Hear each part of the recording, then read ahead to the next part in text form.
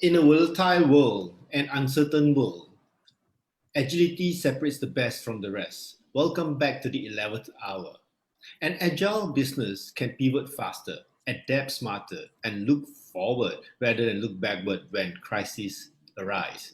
Take, for example, Amazon, who shifted operations in its distribution center to provide supplies needed in the crisis, or how Zoom has offered its platform for free to schools.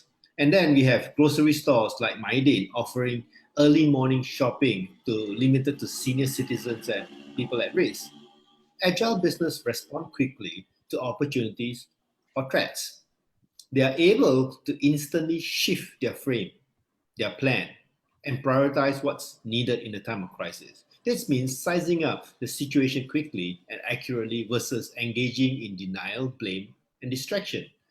Looking back on what happened in the last couple of months, was your business or organization able to move quickly to adapt to the challenges? Think about it.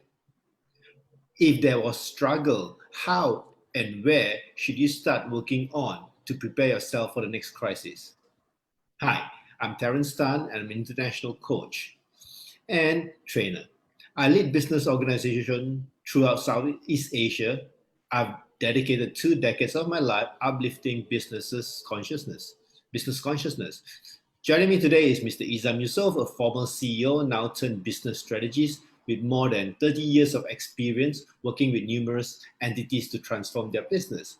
Welcome to the 11th hour Money and You Breakthrough Conversation. How are all of your audience today? If you have any questions, please list it down. Okay. What are the internal processes that can be put in place which allows business to respond with agility during crisis? Hi, Terence. It's there are usually 4 areas that you look at. You look at the people, you look at the process, you look at your structure, and you look at the technology. So, in turn, when you look into people, whether are people mobile to start shifting in terms of hours, in terms of shifting in terms of roles, and then to fulfill the need during crisis or when situations coming. In terms of processes, are things so rigid or is fluid in terms of delivering to meet the demand. In terms of structure, what about the business model? So is the business model agile enough or have the agility to transform from shifting from one thing to another, or it can be made into a certain other products that can be fulfilling what the market needs. So, and in terms of technology, how are your technology being fitted in? Can you work mobile? Can you work still within the domain of the business? Can it be transportable? Can it be shift? So there are many areas, Terence, to look at when we discuss about agility.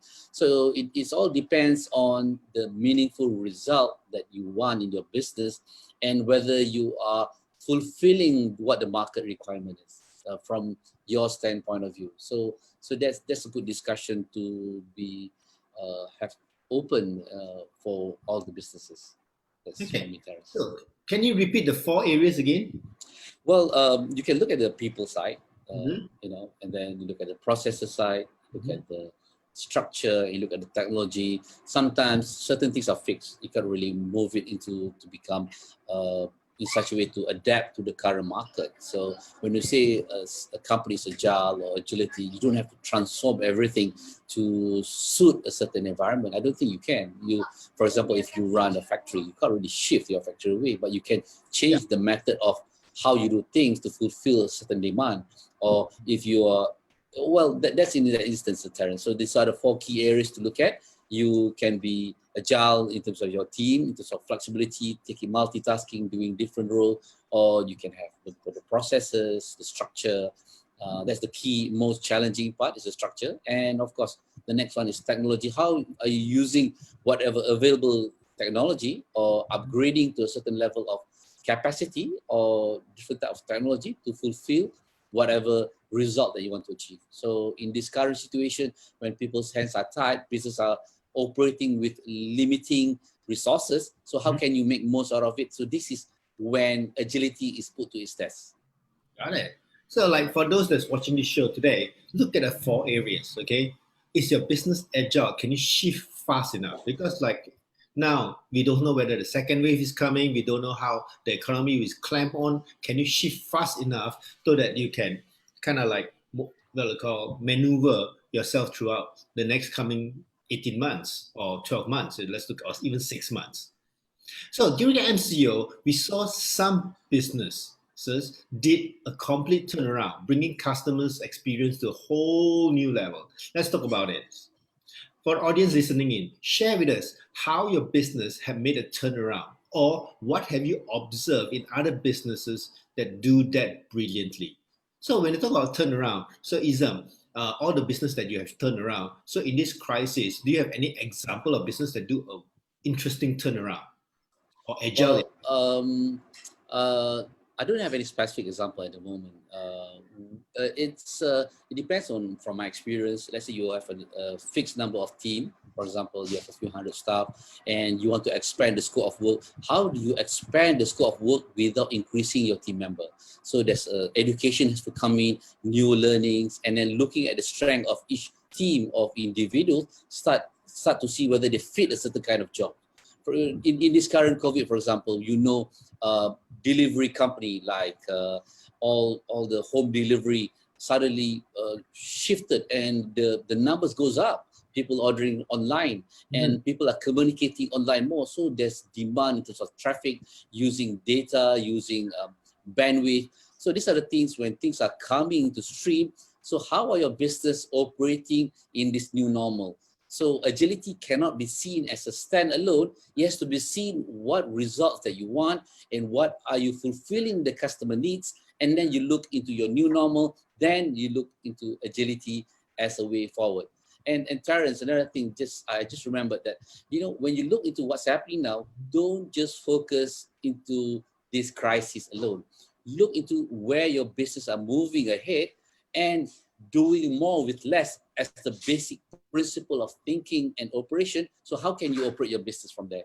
So then you bring in agility, so you're more flexible in moving from one state of operation to your future state, where you look at the gap, so that then agility will come into place. So agility is not a standalone conversation. It has to be seen in totality, what kind of business model, where you're heading in the future, what's happening in the status quo, how you can make good of it and move forward from there.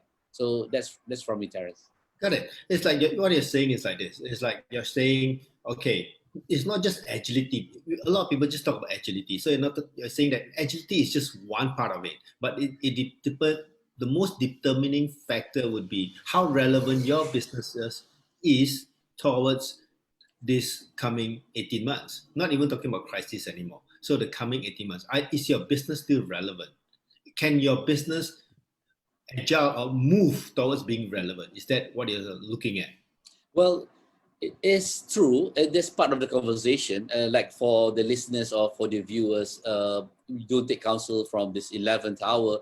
It's just to open up your mind to see in the bigger picture in terms of when you talk about agility, you talk about fulfillment, what do you want in the future? So where to be relevant. So that is where you got to look into, is your business going to be around in the next 18 months? If it is so, how can you operate from being effective and efficient, and at the same time, you look into increasing performance and reducing your costs, and then you have more time to do things in that. So these are the things that you need to look at in totality, Terence. So to be relevant in terms of operation, to be relevant to your customer, to be relevant in the market. So there's a few angles you need to look at. So as leaders of the business, these are the questions when it comes to agility. It has to be a combination of a few things in your mind.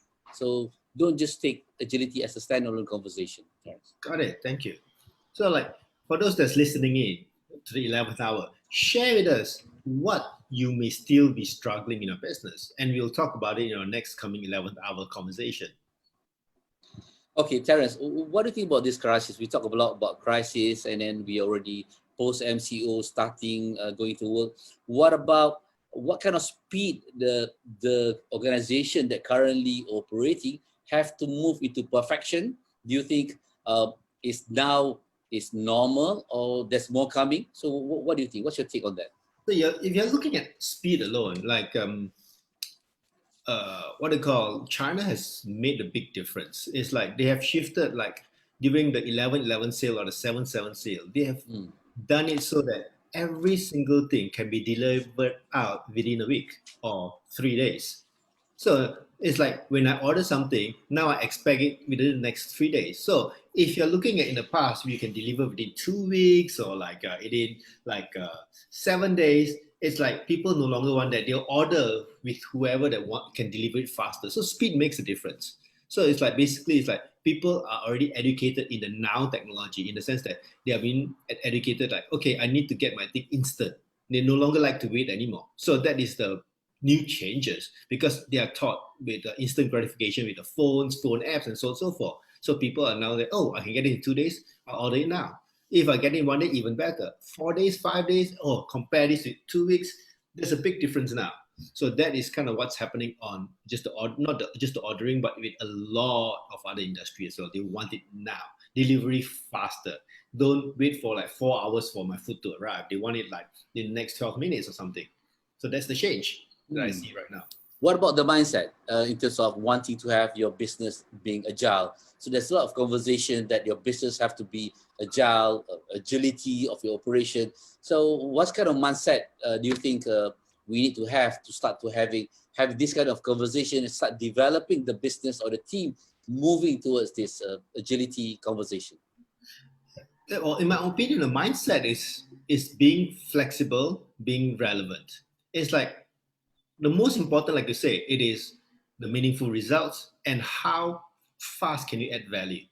It's still about adding value. Now, speed is a value. It's like you are hungry, the food comes in 4 hours, you get very upset. If you're hungry, the food comes in 45 minutes, there is a lot of value. You don't have to go out and you get a food immediately. So this is the mindset of being very, very flexible. If you look at all the delivery companies, for example, like Lala Move, is like gone from a very small company, suddenly hired a huge amount of people to come into the workforce and then do deliveries. And they got now suddenly it's like that brand became known from a very small brand to now almost everyone knows it because they can increase the number of workers to deliver as fast as possible during that small period of time. So the flexibility is there to increase and manage the workforce and not like, okay, I have to go through this procedure, this and that. That's not agile. So they have managed to be very agile in that. Okay, that's good. Well, having this conversation opens up to how the future going to be in terms of speed, in terms of processes. So, in this light of crisis, it could be a blessing in disguise on how we can minimize our operation costs in terms of delivering more results. Is that going to be possible, Terence? Well, I don't know whether it's possible. It depends on your business model. It is like Yeah. how flexible you are in increasing variable costs without costing big, huge increase in fixed costs. Yeah. So that is depends on a business model. Like if, like you say, it's a factory, it's impossible. Their machine is millions of dollars. They can't be variable. It has to be fixed. So it depends on what business you're running. Yeah, that's why we have that four conversation with its people, process, structure, or Yeah. technology. Well, in closing, Terence, we are having a session, a business builder session on the 18th at 2:30. So possibly if you find this conversation useful, just tap in and see the link below. And this is where we're going to give you more clarity in terms of what's happening in the current crisis, what steps you can take. And there are a few models and mindset you can think and then match it or look from your business perspective. And then you see your current state, you can see your future state, and then we'll be giving you some tools, and we can discuss in terms of a short conversation within a 2-hour conversation in terms Mhm. of how you can see the gap that is happening in your business and what other things you can do to take forward on top of whatever that you already have. So that conversation is going to give you clarity and the steps and maybe a kind of mindset in terms of what can support you grow further in your business. Terence, do you have any take on that? Yes, Izam, why do you think it's important for business leaders to do right now? Well, there are a few things you can look at the mindset, and then you look at what kind of emotions you're in, and then what are the steps you're taking. Are you really going through your business as normal? Are you looking at the new reality, articulating it well, and then really look what's your new normal, and are you achieving the results that you want? So these are the things, the conversation that would be useful to have between this period and until December, while you are operating your business and scaling it up to 2021.